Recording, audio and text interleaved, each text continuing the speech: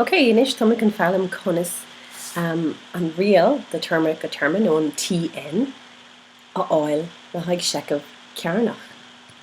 Seicimh chearnach. So big morning na dhéanamh ar dús.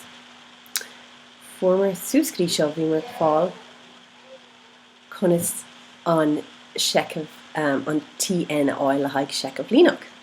Agus dúir gur tús má é feig an chéad difríocht. Okay, so upper go raibh sin mód dó nó mód trí agus an sin alrigation fá in agus an sin simigé le iwwer éigen. Okay, so inis tá Seicimh chearnach agin. Seicimh sin 3, 10, 15 agus 36. Scríomh mud an seo. Okay.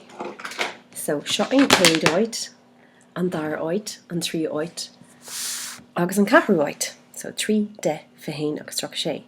Feicimid cadí an chéad difríocht. Sé sin 7, 11 agus 15. So tá isig an díreach ar an spotta nach Seicimh líneach é. Ní Seicimh líneach é. Mar tá na chéad difríochtaí go léir difriúil.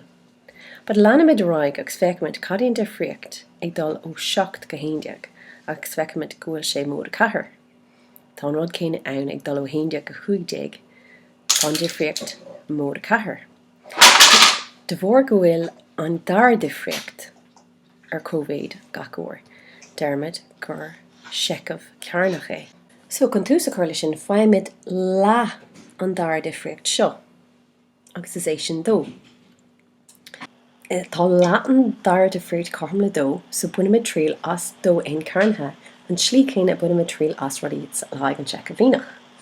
So tá dó in cairnithe nó bhfuil in chum le hain, tá dó in cairnithe chun a bheith dó fá hain, which is dó. So sin áit a feimidé sin. Nó bhfuil in chum le dó, tá dó in cairnithe chum le dó fá dó cairnithe. So bígí cuairmach an seo níl gach dó cairnithe, níl ach an ceann an seo cairnithe. So dó fá chathair sin 8. Agus nuair bhfuil in chum le 3 tá dó in cairnithe chum le dó fá 3 cairnithe agus sin dó fá 9 agus sin 8. So you have dó 8 8 agus an rud céine an seo fáin tú troch dó. So tá dó 8 8 troch dógin. Agus rud a déanamid ná bheith seo an Seicimh bhígin ag tús. An 3 10 15 36. So tóg an dó in cairnithe ón Seicimh agus cad a fáin tú ná lista ivercan seo. So dó 3 sin hain, 10 lúd 8 sin dó, 15 lúd 8 sin 3, 36 lúd 3 sin 4.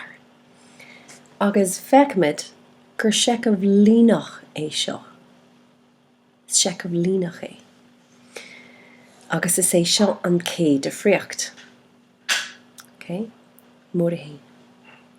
So déanamid Seicimh as é sin, feicimid gur bé an TN an seo ná hain N. An gcuimhan leat go formar an céad difríocht agus is é sin fá N. So alrig an céad difríocht agus a cáis a bhí sé mód a hain, alrigation fá N. So sin an cuid a bhí fácha. Okay, so formar an dó in cairnithe seo agus an sin comid chun an Seicimh líneach eile nua a chur leis. Agus chumlán is é sin an rial don Seicimh chearnach. So déanamid checkar sin. So chás nó bhfuil in chum le hain, cad é dó in cairnithe mód a in? Well, it's dó fá hain cairnithe mód a hain, which is dó fá hain mód a hain, which is dó mód a hain, which is 3. Okay. Nuair bhfuil in chum le dó, tá dó fá dó cairnithe mód a dó, chum le dó fá chathair mód a dó, chum le 8 mód a dó, chum le 10.